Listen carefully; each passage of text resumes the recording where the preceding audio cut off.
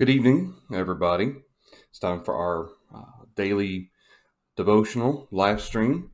I've been starting the kind of the pre-presentation uh, slide or picture about 10 minutes early for the daily devotionals. I usually start the pre-presentation picture about 15 minutes early for the uh, service, the class on Wednesday nights, as well as the class on Sunday mornings, just so that everybody has something they can connect to, so that they know, yes, the live stream's coming up soon. They don't have to log in at the last second. Everybody can kind of have it set up and ready to go.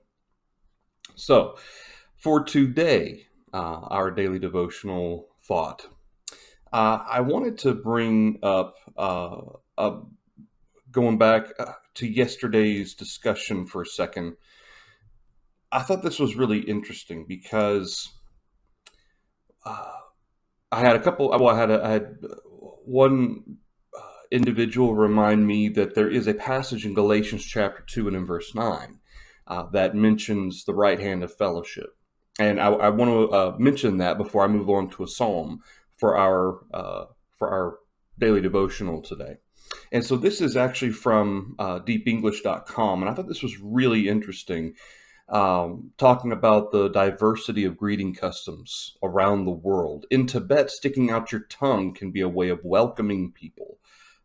How would you like that every time somebody comes in the church building? Just, meh, you know. In New Zealand, Maori greet each other by touching noses. Obviously, that probably wouldn't be appropriate in the post-coronavirus America. Ethiopian men touch shoulders, and in the Democratic Republic of Congo, male friends touch foreheads. Of course, in Asian countries, you got people bowing to one another, and of course, hugs, kisses on the cheek are the norm.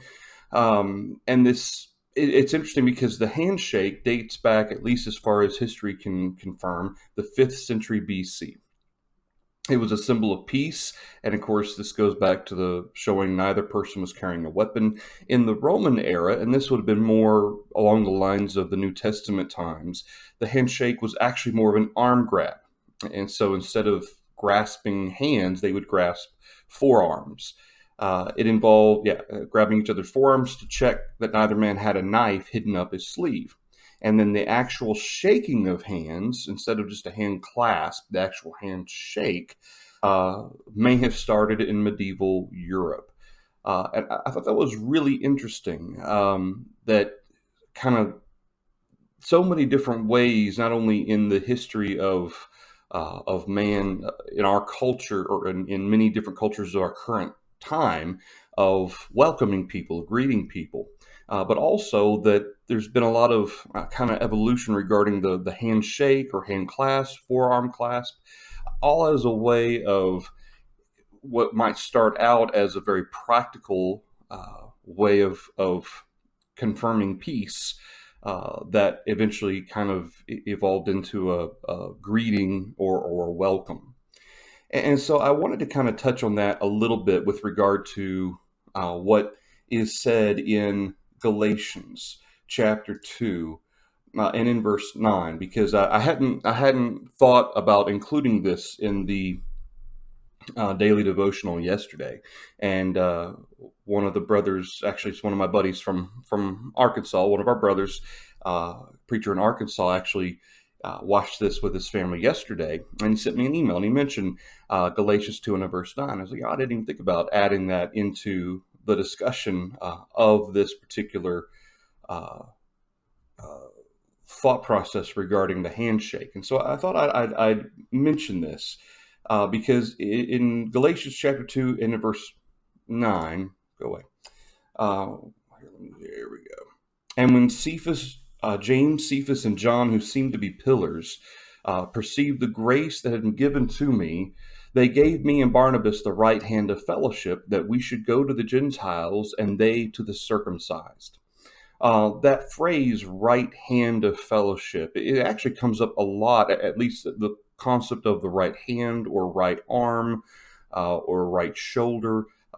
the term itself isn't specific to hand or arm or shoulder. It's more associated with the right side. And generally, throughout the New Testament, when this particular Greek term is used, it's in reference to a right limb or right shoulder, the right side. And it would seem to be cultural, certainly, but it also seems to be very specific in its purpose. That this seemed to be some sort of an official acknowledgement, that there was something official about this as well. In fact, Vines, when I was reading through how Vines defines or how he kind of extrapolates the term and defines it, he actually mentioned that there was also a figurative aspect to it. It wasn't necessarily just a literal, in some cases, a literal right hand or right arm or whatever, but that in some cases that there was a figurative component to it, in which the kind of the representation of this welcoming or this greeting or this official status, I guess you could say, of acknowledgement or of approval that may take place. And so I thought that was really interesting. That's not to say, and again, this is part of what I wanted to stress from yesterday as well, is that part of this aspect of handshakes or whatnot, that's not a commanded or approved example, as we would use, that suggests that has to be the way that we greet each other. And that's kind of why I wanted to bring in Galatians 2 and verse 9 as well, is that we do have this example, in addition to the holy kiss, of this right hand of fellowship. But that, again, we can extend the right elbow of fellowship or the right fist bump of fellowship, especially as it pertains to the context of verse 9 here in Galatians 2, that this seemed to be some sort of an official acknowledgement, not just a greeting. This doesn't seem to be just a greeting. It seemed to be, they gave me and Barnabas the right hand of fellowship, that we should go to the Gentiles and they to the circumcised. There's some sort of an official acknowledgement here.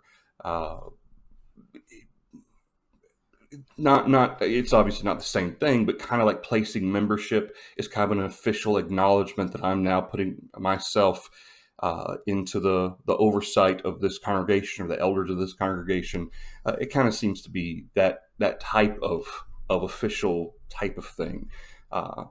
So I wanted to mention that very quickly before we move on to a psalm this evening. I hope everybody doesn't mind my call back to yesterday. All right, so I want to go back. All right, so for the devotional part of today, for the psalm, Psalm 4, I think is a really appropriate psalm to look at tonight. And it's a real short psalm. It's a psalm of faith from David. And again, most of the psalms, well, I say most of them generally have to do with David as he was dealing with his enemies and as he was being threatened or chased and so forth. And a lot of times, like Psalm 3 is a psalm specifically about David's enemies. But Psalm 4, regardless of the context of what situation it was that David was facing, the words are very applicable no matter what the trial of life is.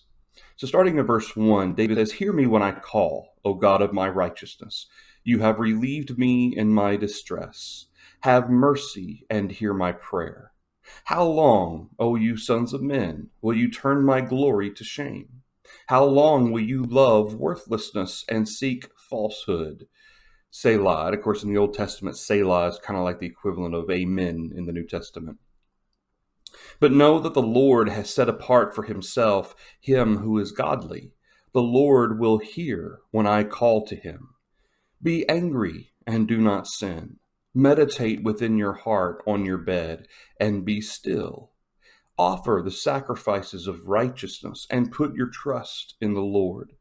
There are many who say, 'Who will show us any good?' Lord, lift up the light of your countenance upon us. You have put gladness in my heart, more than in the season that their grain and wine increased. I will both lie down in peace and sleep, For you alone, O Lord, make me dwell in safety. It's a psalm of faith from David, and I thought some of these, many of these parts of this psalm are applicable, could be very easily a part of our own prayers on a daily basis. You have relieved me in my distress, he says.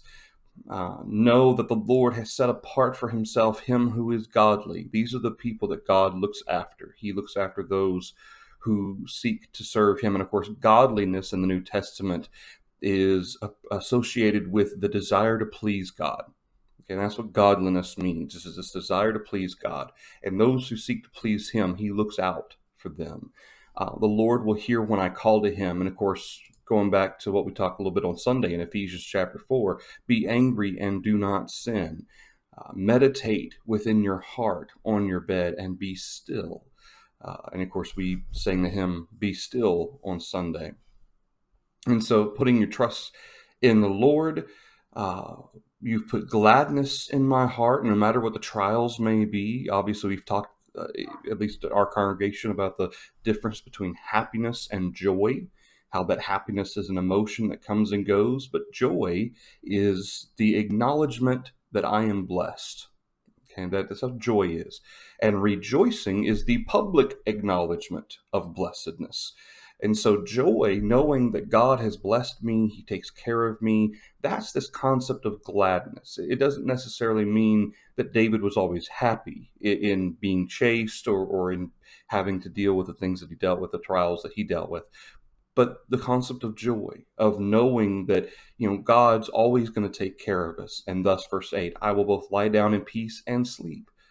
That sense of, even though these trials exist, whether, again, it was because of man, which generally is kind of the association that David is using, or just issues that are going on that are stressful and worrisome. Because of the Lord, David was able to lie down in peace. And because he was able to lie down in peace, he was able to sleep.